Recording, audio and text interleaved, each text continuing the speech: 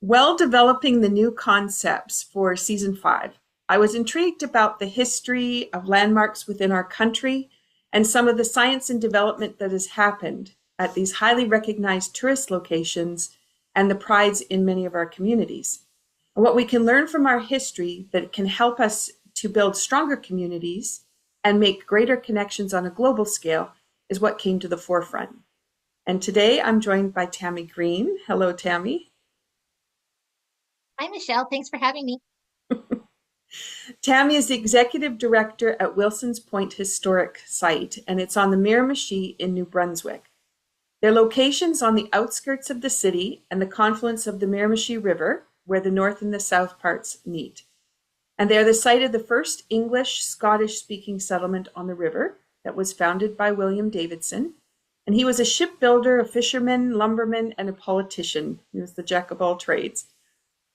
They see thousands of visitors from all over the world during the season, which runs from June to October. So today we want to highlight 3 specialty blends that are going to be boasting at the museum as they open this season. And we want to share a little bit more about the other things that also happen on this historical property. So Tammy, as tradition is, we always talk about the tea first. What have you got in your cup today? I have my favorite mug and it's my Earl Grey. It's my standby. And I can't wait to dive into some of the blends that you are going to be providing this summer. It's Do going you to fill want this to mug a few times over. do Oh, you want to sorry. share a little bit about the mug? Because The mug, I'm always interested in what people's favorite mugs are.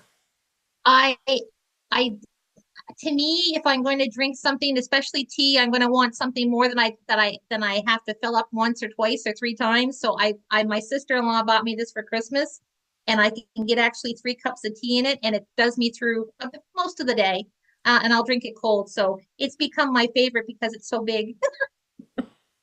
And that's one of the things about tea that I didn't realize because we so often boil the water, make it nice and hot, and then we try to drink it hot that way. And really, the flavor changes as the temperature changes, which means you have more than one beverage really in the end. And so when Yes, you get to yes, cold, there's a lot of people ask me, do you have an iced tea? And it's like every tea is an iced tea, and they all have incredible flavors. And you just have the different temperatures give you different flavors. So it's really quite cool. yeah. Yeah. All right. Well, I And put in, I don't. Oh, sorry. Go ahead. Sorry. you go ahead. Yep. I was going to say I'm a drink it black with just a bit of sugar. I'm not one to put milk in most because I really want to get that flavor and that under the undertones of what the actual tea is. I find sometimes milk will kind of deaden that out. So Yeah, you're right. And then the other piece about adding milk is when you add milk to a black tea, then the calming effects of the black tea, which calms the whole nervous system, is actually stopped. And so that's when people get the jitters. And they think it's the caffeine, but it's actually the combination of the milk with the black tea. interesting. It is. And so one of the things just to keep in mind as people are listening and they're thinking about their black teas is that a black tea actually is calming the nervous system and then opening the mind. So we think of that as a caffeine fix, which is really interesting because when you find out you actually don't need the caffeine for what you thought you did, then it becomes a fabulous beverage to be able to sip on. So now the the tea that I put into my mug today is going to be the 1790 Maple on the Miramichi. And I'm just, the smell of it, the maple is just coming up. It's so beautiful. But this one is a black tea. It has the maple in it. So you don't need to add any sugar because it's already sweet. But then it also has honeybush in it, which adds just a hint of the honey flavor to it, which is also on the sweeter side to go with the maple. But what happens, it just softens the black tea, just that tiny little bit by adding that ingredient. And then there's the calendula petals. And that always is lightness and joy that it brings to the tea. So what I'm going to share with you is the intention that's going to be on this tea. So as people are listening, and we're setting up this conversation as a healing session for you while you listen, I'm just going to bring in the idea as you're thinking about the goals that you have for yourself or the way you want your day to go. Life's sweet treasures are often found hidden inside nature. Be open to discover more about the world around you. Sometimes we forget to look. Sometimes we forget to stop, smell the flowers. And then sometimes we see things for the way we want to see them, but it's time to stop sometimes to see them for what they wish to offer us. It's going to be a great conversation for Wilson's Point because there's so many fabulous things about Wilson's Point we can talk about. Definitely. So I'm going to say cheers and thanks for coming on this conversation. And I always take a sip of tea because that helps to activate the herbs that are in the tea and put everything in motion. So as we're thinking about a healing session out of a podcast, this is a way that we actually can start moving things forward and making things change. So for those of you who are listening to the podcast now, you might have picked a beverage before you sat down because you're used to listening to the podcast. But if you didn't, now might be a good time to make a cup of tea. Might be an iced tea, might be one you had left over and it's in the bottom of the pot, but that's okay. Just have a sip on that and you can think about how those herbs are supporting you as we go forward. So, Tammy, can you share a little bit about the maple the maple syrup that gets harvested in your area? Because you're one of the biggest producers in that area. Yes, I was trying to come up with some good facts for you, and I didn't really kind of dive further than I had to. We know even growing up, there's been several sugar shacks along the river, and two that come to mind have been just close to us. And actually, one is actually providing our maple syrup in the at the point this year for us to sell. It's Maritime Maples. It's a wonderful family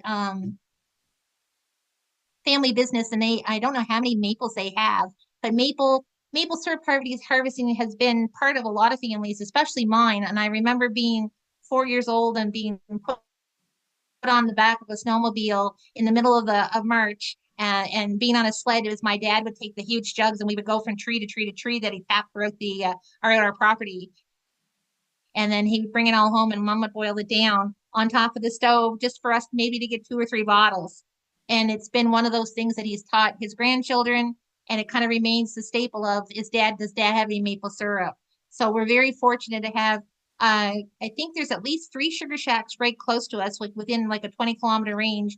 And I know there's far more in the other area towards Bucktush and towards Carricat, and they make some fabulous products. And what's really nice about Maritime Maples, not only do we have it in the our little shop to sell, they also come in the fall to our markets, and they bring their sugar cones and their fudge and their little sugar candies and their maple butter. So it's a staple in everybody's household, and it's a treat because it's still considered one of the fineries or luxuries in life because it can be expensive, but it's so nice when you can kind of take your family and go out and do that little adventure together.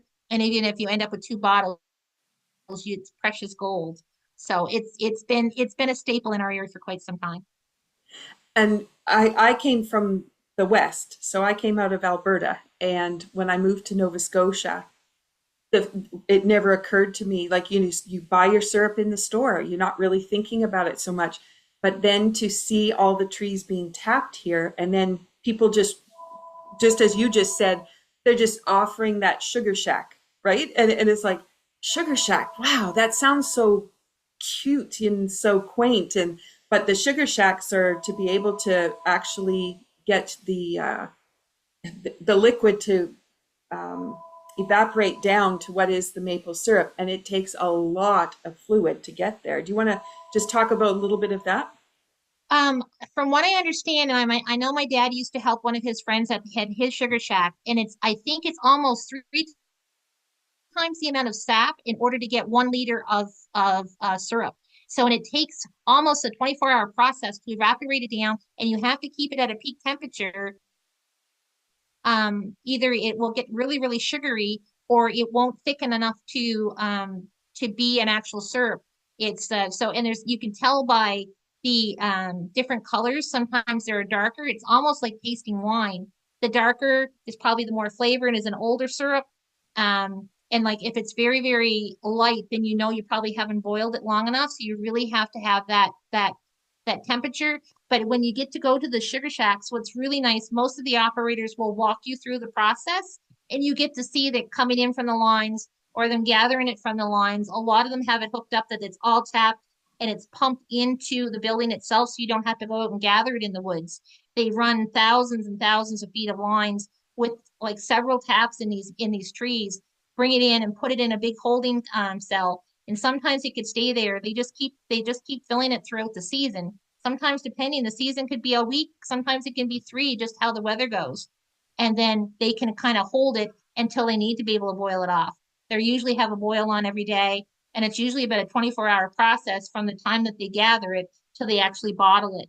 And then you have to watch. They'll take the finished project, and then they'll boil it a little further to get their sugars and their sugar candies, or they'll start whipping it down to get their butters and their creams. So it is really quite the process. And it can be quite intense and it can be quite expensive, but it's really fun to watch. And they'll tell you the science of it all because there is a really big science to it. Somebody just boiling on their stove at home. My mom, when she would do it, she would boil for so long and then start again the next day because it can take quite a while. And there's a lot of steam that comes off of it, so you have to watch because you're getting water everywhere in the house. It's nice to have these big condensers. So And it we is did it is it is an interesting, fun process. we did try it one season, and it was a lot of work. It was lovely to know that we had gotten syrup from our trees, but you're right, we could get it down to a sugary water, and that's about as far as we could take it. But it was Yeah. nice to realize the process because it's so easy to pour it out of a container and not have any mind to how much work it was to one for the tree to produce it and two for everything to be able to extract it to get it to the product that it is. Yeah. What's really kind of fun as a kid, your father would kind of give you the first taste off the tree, and you realize that it wasn't sugary coming out of the tree, that you actually had to do something to get it sugary. So the first taste kind of soured you on things, but once you got the end product, it was wonderful. Yeah. Yeah. Okay, so let's move from there to talking a little bit more about the property at Wilson's Point because we've got a lot happening on the historic site. Do you want to talk a little bit about what you've got there? Yes, so we have a beautiful little hidden gem. It's as Michelle first stated, we're the first site of the English settlers, and it was 1765. So much history has happened, but just to kind of stick with our particular history and how our site came to be, we were once part of a beautiful provincial park, and in 2000, the province decided to start disbanding their parks, and it needed to be rescued. So the Scottish Heritage Association took over the park itself and have done a lot of upgrades. Prior to that, it had been kind of fallen to the wayside. So Lord Beaverbrook, in the 1940s, just after the war, wanted to return to his boyhood home, knew the importance of the area because it had been the site of the first Presbyterian church, and his dad was a Presbyterian minister. And there's a lot of our early settlers buried on the site. The earliest gravestone dates back to 1781, and our most recent would be 1816, I believe, was probably the last ones that were buried in the on site. So he put a lot of time and effort and love and care into restoring the trails. He wanted to have a historic village. He made a promenade park. He had an animal preservation with pheasants, and it was known as one of the prettiest natural white pine stands anywhere in the province. And there a lot of these white pines still stand today, and they're well over 350 years old. So it was restored then. We came in and took over after that in 2001 as the Scottish Heritage and upgraded the trails at that point in time and made sure to preserve the gravestones that were still present. And in the most recent years, since 2020, we have put in close to $300,000 in restoring the trails once again, upgrading the church a little bit, and we want to maintain the stabilization of the bank that's basically surrounded by both branches of the Miramichi River, the south and the northwest branch. We have a lot of erosion happening due to storms, due to people walking on off the banks that they shouldn't have. We lost a lot of huge trees during a hurricane in 2016. We've had a lot of windstorms. So we've gone up and cleaned up the dead wood. We've actually diverted the trail a little bit, and we have one of the nicest walking trails in the area. It maintains its natural history of appearance. There's lots of foliage and plants and shrubs and trees that have been in the area since the Scots actually landed in 1765. They brought a lot of their own plants with them. Some plants you've only seen in the area because of that. They don't grow outside of the site. And so we tried to, when we did the restoration these past 2 summers, we actually made sure to return some of the plants where they should be. We have beautiful lilacs and bayberries and I'm trying to think lily of the valley and heathers and anything that we could think of that would have been present at the time in 17, well, even in 1950. We tried to make sure that they were back on the trails, but there's trillium on the trails and just natural elderberries. There's everything that would be part of that natural New Brunswick forest, but a little bit more so. And we try to maintain it as well as we can. Wow. And then, of course, you have the beautiful Miramichi River floating by, and it's and like I say, we're kind of on a peninsula, so we have the two big main branches, and what we call the tickle is where the two branches converge, and it actually drops from about a 60-foot difference in the tickle from one side of the river to the other. And the southwest branch, which is the deeper of the two, is where a lot of the ships that William Davidson built were launched and shipped and launched and actually anchored from at the site. The shorter of the I should say the more shallow of the branch is kind of more sandy and beachy, and it's wonderful, great for swimming area as well. So yeah, so we have lots to offer. Uh, and you know, it's funny when people come to a historic site, right? They're looking for the building. And when you think about what surrounds it and how much you can discover about the area, and too, that Lord Beaverbrook thought so much of it to invest so much money and time into really developing it and bringing it forward. It's that's such a remarkable When I ran the piece. numbers, we had the letters between Lord Beaverbrook and Louise Manning, who he was actually she was a local librarian, and she tended to be his go between for business here. And she was the one that was kind of heart behind the restoration. And so I was able to obtain the letters from the New Brunswick archives between the two. And it's quite a conversation. And you can see the respect they had for one another and how he appreciated everything she was doing. But just in the first year, he would have put in the equivalent of in today's money about $70,000 into the point. And it was just making sure that he actually had hired architects that had did the there's a park in Montreal and they did Central Park in New York.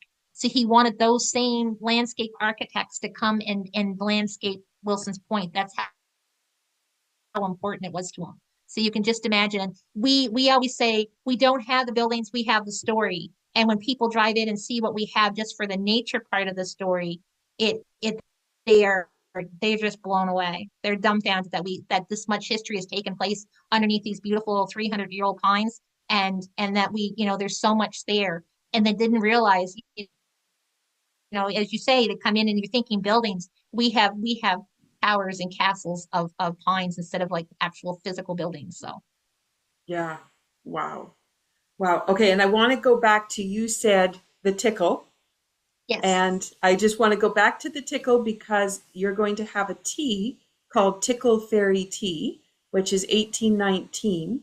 And do you want to talk? Well, that one I should mention to people. So it's a rooibos tea. It has rosehip, elderberry, blueberry, lavender, rose. And so some of the flavors of things that grow in the area. And do you want to talk about the ferry that was built that went back and forth across the Tickle? sure thing. So kind of getting back to how Wilson's Point got its name, it's had several names over the year. It was Bois Bear's Point during the expulsion of the Acadians in 1755. It's been called numerous other things before it became Wilson's Point. And what's kind of neat to state, there was two John Wilsons at Wilson's Point. The first being High Sheriff, and he was actually the tavern owner, and that's where all the business took place in town. And about 50 years after that came the second John Wilson, who became the ferryman. And he actually ferried a horse-powered boat from the Nelson, which is on the north side of the Southwest Branch, to Wilson's Point, and then from Wilson's Point to Newcastle, which is on the north side of the river. And then he would actually ferry between the Tickle and the island as well, because there was people and businesses taking place on Boulders Island, which is just off the tip of our point. So he actually set up in 1816. He came from Scotland with his wife Euphemia Clouston, who happens to be my great great great aunt. And they set up a ferry landing, a hotel. There was his son had an actual mercantile. We actually have the ledgers from that mercantile. We have family photos from the Wilsons of other buildings that had been there at the time. And he was actually the town jailer. And he had some difficulty, I think, with that because of he had to instill the corporal punishment at the time. His family's still prominent in the area. We actually had one of his great great great great granddaughters working for us a few summers ago. His family actually still owns property in the area, so they've been on the site for close to 200 years. And it's really kind of neat that the site maintained that name. It's pretty neat. But there's been several ferrymen after Wilson gave up and retired. There was a Charles V that was the Tickle, I guess the ferry for the Tickle as well. And his family actually had a farm in the area for quite some time. So that was the way to go back in the day. There was no ways to cross until the bridges were built in 1856. So that's basically when Vi and Wilson retired and became farmers. And there was two covered bridges in the area, one on either side of the branches to kind of get you from point A to point B. So it's been a love, and we now have a ferry service that kind of comes up from Boulders Island to Tours, and we have a dock on site that people kind of drop in on a Sunday afternoon or a sunny weekday and come up and view the site from there as well. So we try to maintain the ferry road, and we maintain the fact that you can still dock and come in and see us. Wow. Wow. That's amazing. And then the fact that the family is still around and still participating is amazing after all this Yes. time. Yeah. Yeah. Okay. Can you tell us now, you've offered a lot about the land and the history piece, but you also have a lot of experiential things that happen in the summertime. You want to talk about those programs? Sure thing. We've been trying to develop a really good programming since about 2019. We offer Sunday afternoons. We have a lot happening this summer.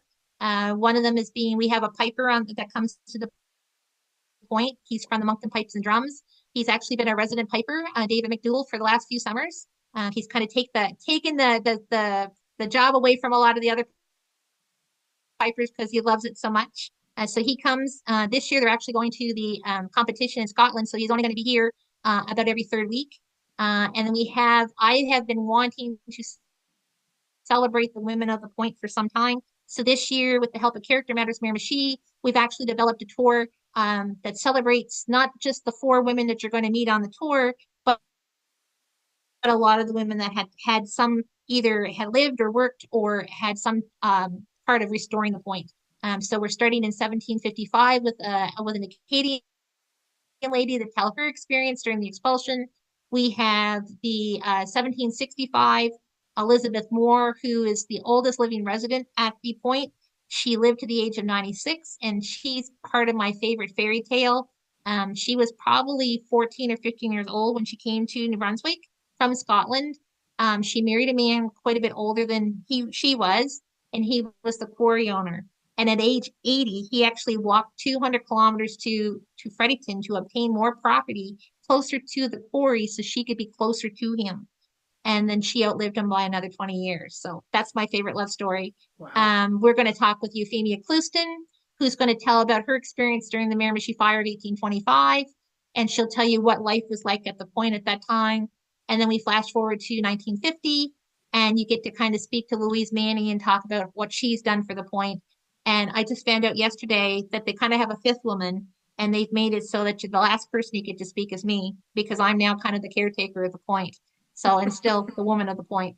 So it's we're really excited about it. It's going to be a really good tour, and they talk about other women that would have been present at that time, other women that actually made an impact on the area. So I'm really excited about that. Another thing we have going on Sundays between the Piper and the women, we happened upon a wonderful gentleman named Callum Lycan. He's actually a Scottish storyteller straight from Edinburgh, Scotland. And his family moved in the area 2 years ago, and he's come and he's become a big part of the point. So you're going to get to take a walk with him through the pines, and he's going to tell you everything that the Scots would have suffered before getting to Canada and what they would have done to make themselves established here. So you're going to hear it from the Scotsman's point of view. So we have Walk with a Scot. We offer workshop Wednesdays where you're getting the chance to be creative. We bring in some wonderful instructors and you're learning either traditional crafts or some Scottish crafts. This year we have some needle felting set up. We're doing, I'm trying to think. We're doing stained glass. We have a stained glass artist coming in the fall, and he's going to be doing that. We have our artist in residence, Kathleen Richards Green, who's coming in and doing a water color workshop. She's been doing that for the last couple of summers with us. It's always a big hit. Um, we're doing flat needle felting this year and embroidery and appliques. And I'm trying to think, and we're making frazzled little creatures for Christmas near the end of October. Um, and yeah, so we have that. That's our normal programming. Plus, we have a few other things kind of coming down the way this year. Walking with llamas is happening in August, or sorry, July. We're using the Amazing Adventures at a Shediac are coming to walk on the trails with their llamas. We're doing Pirates at the Point this year with the Grizzle Buccaneers. That's a new thing, and that's really exciting because the privateers actually came up the river in 1773 and destroyed everything on sight. So, and they were basically pirates at heart. So we're going to have some fun there. There's going to be costume contests and fencing competitions and a treasure hunt. We're doing a takeaway tea in August, which is part of our Scottish festival. We're having the heavyweight athletes in to do a Highland Games. We do our little takeaway tea, which we'll be serving Cape Breton Tea at as well. And we have Celtic artists coming in, a musician. And I'm trying to think. Oh, we have painters on the site at that point in time, and we're doing the Women of the Point tours. And then in September, we do a Sunday Scone Social, which is really, really fun. And it's been a hit for like, we started it last year and it became a very big hit. So we're doing it again. And again, we'll be serving the tea there as well. And we serve our tea and our coffee at all of our events. And throughout the week, if people are wondering what it tastes like or want to have a cup. And our big event, which has become this is our third year for it. It started out where we didn't really know what we're doing, but we've done pretty well with it. We do what's called the Great Miramichi Haggis Hunt and Fall Fair. We developed a scavenger hunt that gets the kids out on the trails with their cameras and their pencils and papers, and they have to ask there's questions they have to answer about historical figures that they might meet along the way. And they're chasing after our Miramichi haggis called How's It Going? So Howsy happens to leave his little socks and some pieces of turnip and his little jelly bean droppings on the trail, and they have to take pictures of certain things, and they come back in and get their names put in for prizes. And we give away beautiful Scottish storytelling, like story tales, I guess it is, and some other prizes.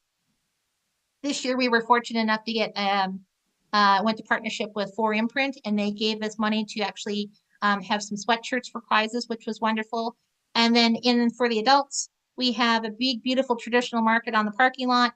So we have wood carvers and leather makers and candle makers and homemade breads and pies, and we have eggs and chicken and everything for sale. The 4-H group comes in, some of the local artists come in with their crafts.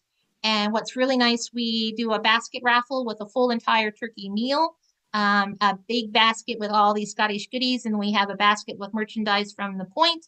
And we serve up. Last year we served up chili. This year we're actually serving up Scotch pie, hot chocolate, and cider for everybody, and it's all free. So it's been a really wonderful event. Our first year we didn't know what we were going to get into, and we had over 250 people on site. And last year we had a little bit of rain dampen the mood, and we still had a very good turnout. And we're hoping this year that we're going to double that again. So we're really aiming for that to be our big major event. Plus, we do haunted walks. We're doing one in July. We do one in October, which is really, really fun because what can't be more fun than walking through a 250-year-old graveyard in the dark? I'm terrified to be at the point after dark because we know that the ghosts walk. And of course, we do our Christmas tea in November. We do a three-tiered Scottish tea, traditional tea, and it's just fabulous. And we have a musician come in, and we have our storytellers, and we always provide everybody as they leave with a little gift from the point.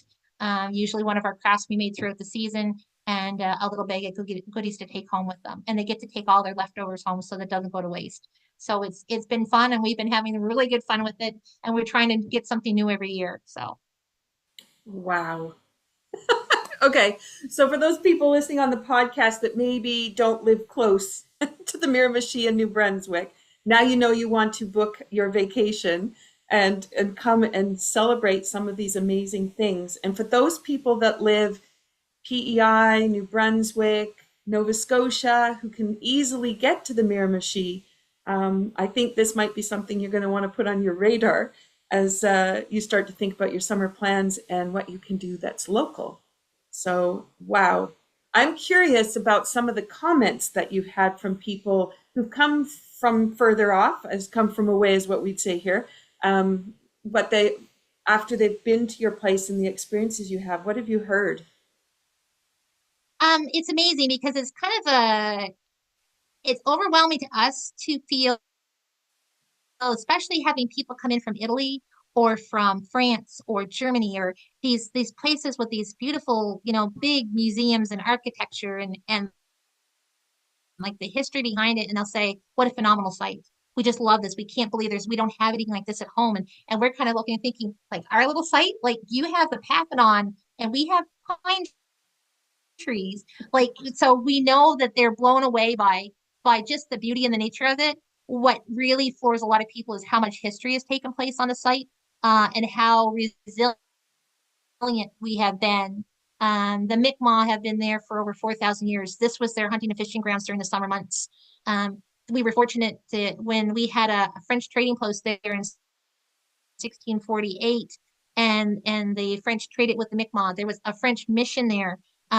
So, and the Mi'kmaq have played part in the history throughout because they've helped they helped keep a lot of those settlers alive, especially the Acadians when the boats were coming up and down the river, when the British were coming down the river trying to hunt down the Acadians, the Mi'kmaq would stand on the shoreline and say, "Just us here," as the Acadians ducked for cover into the woods. When I mentioned about the privateers coming up the river in 1773, it was the Mi'kmaq that helped the settlers who actually remained in the area, fend off everybody and survive that part of the war. Um, I'm just trying to think. So when you tell everybody, when I get the bums in the seats, as I say, when people sit down and they want to hear it, they get a load of history, and we know we've had them. But it's mostly what a common area it is. We have a lot of empaths, a lot of I guess spiritual people that come in and state, we found how calming it is when we drive into the site. We can feel the trees kind of talking and whispering and saying it's a safe place to be. Um, we've had a lot of indigenous people from like Iqaluit and further out west and saying it touched us, it resonated with us. We felt chills when we drove into the site. Um, so there's a lot of healing that takes place under those pines. I've always kind of used it as my refuge. It was kind of my sanctuary while I was going to nursing school and I was working there as a student. And then when I got to kind of stay on and be the executive director, that's my go-to place. That's my calming place. Um, and it's kind of funny because we have a lot of crows in the area, but the crows tend to be there when I'm there. And I always say they're protecting me. And I always know to watch the crows when they're kind of busy or kind of around because I know something's up. And one of our regulars had said one day he hadn't seen the crows all winter. He walks there every winter. And all of a sudden they appeared. So he knew I wasn't far behind. And sure enough, I drove in within minutes. So I'm very well protected at the site. And I mentioned the ghost. We've had ghost hunters. We've had we've had a lot of ghost hunters. We had a group from the called The Other Side. It was a TV program that showed on APTN. They've actually came and did a show on site. It stirred up a few things. So we had a rough summer one year, but we made some offerings and kind of and calmed everybody down. But we've had people say that we feel that buzz or that hum, almost like what you would get from Outlander. You know, you might be able to go into another portal somewhere.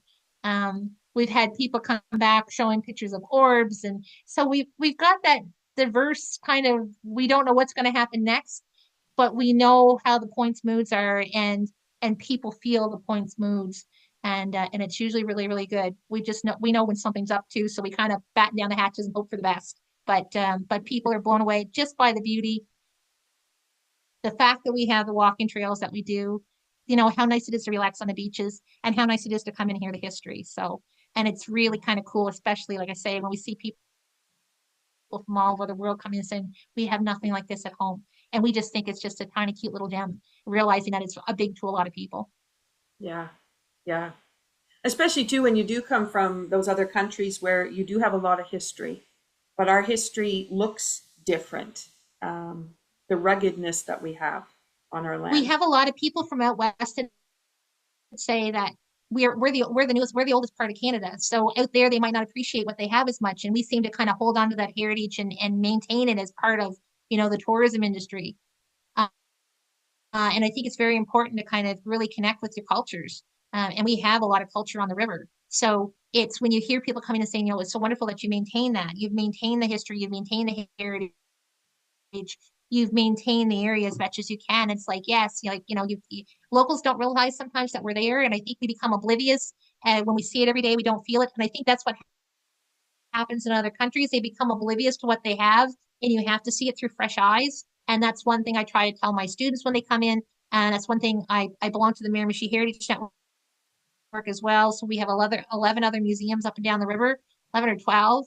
And I keep saying you have to look at your museums for fresh eyes because we're not going to see we're going to see the cracks in the, you know, the dust and the dirt. And we think, oh yeah, we'll handle it. But if you see it through fresh eyes, you're going to see what your visitors really want to see. And that's one thing I'm adamant we do at the point. Hmm. Oh, Hmm.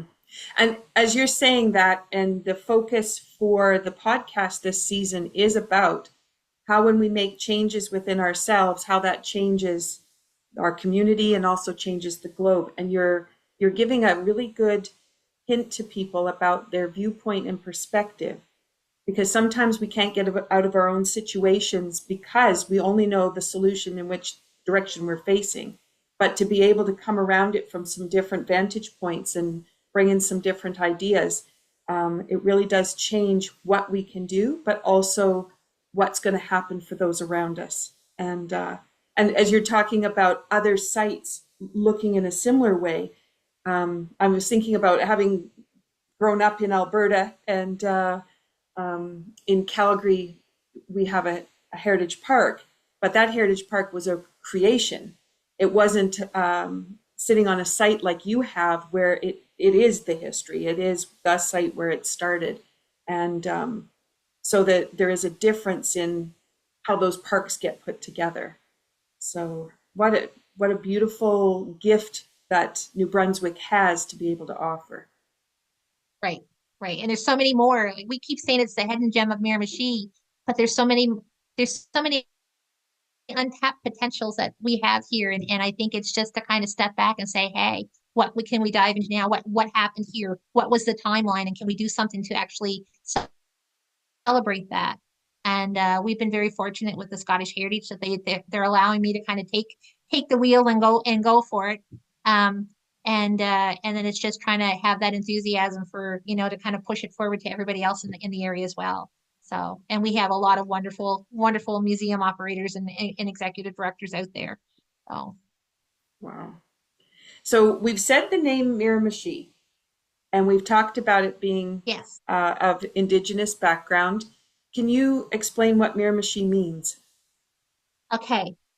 Now, I think I have this right, and I'm sure there's going to be somebody out there that can tell me wrong. It's actually a Mi'kmaq word, and I believe it actually means Little Goodly River. Pretty sure it means Little Goodly River. So, like as I stated, the Mi'kmaq have been here for over 4,000 years. We have a beautiful site further upriver, about 17 kilometers from Wilson's Point, that is called Metapanagog Heritage Park. They have the site of some of the earliest burial grounds of the Mi'kmaq people in the area. They can date them back close to 6,000 years. They found this was the meeting place for a lot of the First Nations people. They found what their burial grounds were so intact that they found actual full beads and actually almost well preserved, a mummified, I guess what you would say, remains. A very, very, very important part of the history. There's places up on the site that there's so many artifacts, it actually outnumbers the rocks along the side of the river. So, yeah, so we have Beaubears Island is called Gui Menaguk, I believe. And I can't remember what it actually means, but that's how Beaubears Island was its original name. I'm sorry it leaves me at the time, but we have a very big prominence of First Nations. We have 4 First Nation sites on the river, I believe it is. And they've got some beautiful areas, all with each with their own history, devastating history, perseverance as well. But yeah, so the part is kind of like the Little Gully River, and it's kind of like the meeting place. And it's very important that we recognize the First Nations. We're on unceded territory. We actually and Metapanagog is another place. They have a coat. It's called the Treaty Coat, and it was actually made by the women of the in the community for a gentleman, an English gentleman that was had part in the treaties. And what's happened in the past few years, the original coat is at the museum in Ottawa, but the women of the community actually went up and took pictures and checked everything out, and they replicated the coat so they could have it on site here. When I first got to touch it, it looks like it's lace, and it's all beads and quills, and it's I got chills just touching it. So when we always kind of push, we make sure when our visitors come in and saying, hey, what else are you want to see in the area? Here's what you need to check out. And Metapanagog Heritage Park has been one of those things that we really want them to check out. They hold conferences, and we've been lucky that a few years back, one of the high schools or the junior highs, the teachers brought their class in, and they had medicine women come in and walk through the grounds and pick up berries and pick up, show them what to get for medicines on the ground. So we have that, and that's something I really want to develop further in down the road, is to have that medicine walk, because I think it's really important that we have that, and it brings that history of the First Nations in as well. So yeah, so it's all Mi'kmaq, and there's a lot of words. We love when visitors come in because a lot of them can't pronounce Miramichi, or Bucktush or Cushamaquack. So it's funny listening to the interpretations of how they say things, and we have to try to correct them, but it never seems to go well. So we do our best. Oh my goodness. I'm curious, being that you're a descendant Yes. of all this history, because a lot of us move away from our locales. What is it like to be that close to it? Um, it's kind of like homecoming to me. This was an area when the provincial park was in place. It was our standard Sunday afternoon treat. So after we went to Sunday school and church, we would go down for a picnic at the enclosure, which is what Lord Beaver had named the area for the enclosures around the graveyard. And we had the park, and then there would be a playground, and then you would drive down the road and you'll see the 2 big farms that were still in place because people were still living inside the park. And then at the very end of the road was this little tiny, patch of parking lot, and you walk through these beautiful stone gates into the graveyard. And it was like almost walking through what's that? The garden, Secret Garden, the book, The Secret Garden, when you're a little kid. So my big treat, I love walking through the graveyard at the end of the day when I was 4 years old. And when I turned 18 and graduated from high school, I got to work in the provincial park as a caretaker for the summer. And then I returned 30 some years later as a student again at 42 to become a student at the point. And it was my homecoming, and it was just like so nice. And there's so much history there, and you just want to be able to maintain it and keep it for another, 3 or 4 or 5 generations. But I did not know at the time how much history had taken place because I just knew the graveyard, and I didn't realize exactly what the graveyard entailed, or had there been a church there, or had it been a settlement. I just knew there was a graveyard there. So it was really fun learning the history. And I tell you, I've been there, oh my gosh, well, since 2011. And I learn something new every summer. There's never a moment. There's always somebody coming in and filling in some of the pieces. The letters from Louise and Lord Beaverbrook kind of filled in all the few other little mysteries. So there's always something to come into light that we never knew about, or we're making new discoveries along when we're starting the restorations. There's always something to learn, and when you stop learning, then you're in trouble. So I'm hoping there's a lot more I can uncover down the way. So yeah, I'm very, it's overwhelming. I actually found out here a few years ago where I live, where my house is situated, is on the William Davidson shipbuilding site. So as you walk out my back door to the river, you can see where they launched the boats from and built the boats from. And this property's been in my family for close to 200 years. So it's really kind of cool to know that we're part of that. And I didn't realize I was related to John Wilson, the ferryman, until I got to work. So now we know that Euphemia was part of the part of the equation. So it's really fun. It's really fun for me being a history buff. I mean I graduated with a nursing degree, but this seems to be my niche and I absolutely love it. So I'm hoping I can stay there for a few more years. So at least until I retire at 90. Oh, that's beautiful. I just want to bring forward the last tea. So we talked about the maple on the Miramichi. We've talked about Tickle Fairy tea, and now we go to 1765, and it's Wilson's Point Scots tea.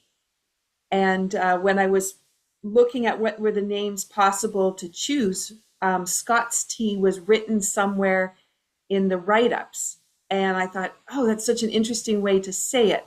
So we've got the Wilson's Point Scots tea, and that is an orange pekoe black tea, which is what traditionally in Scotland, that's what they drink, orange pekoe, usually with milk, but now we know the difference.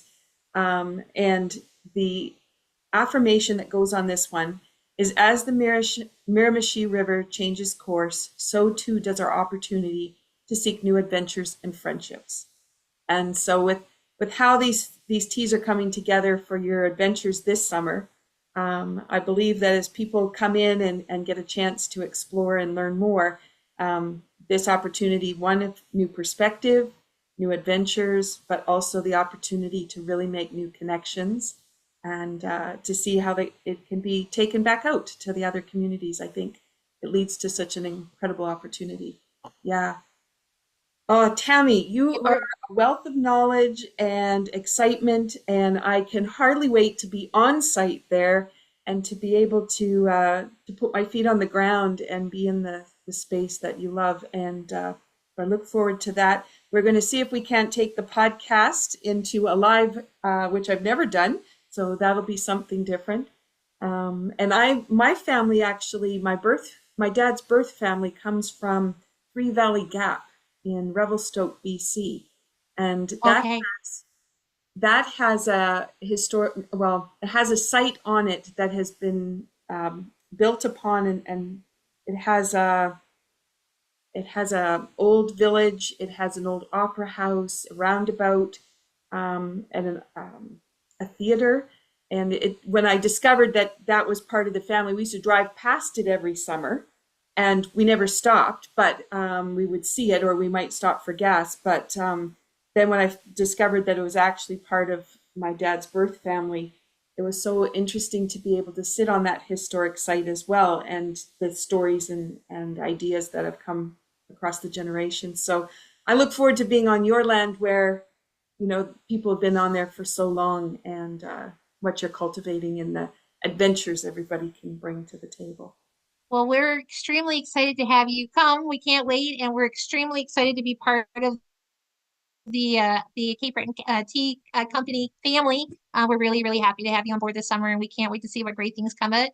I have a lot of high hopes that we'll sell out quickly and need to restock often. So yeah, it's going to be a great season, and we can't wait to have you. So on that note, we'll finish our podcast here. Thank you, Tammy, and thank you for bringing the Cape Breton Tea Company along. And for those people listening, as you finishing off your cup of tea and hopefully have thought about some of the activities you might want to do for the summer, but also the way that you want to approach some of your activities, projects, etc., with perspective and looking at new ways that you can think about things, or maybe find others to look at these things for you so that you can gain new vantage points. We hope that'll give you a new way to think about your own self-care and wellness, and the way that you move forward on your own adventures. So happy summer, everyone. And Tammy, I will see you soon. Thank you.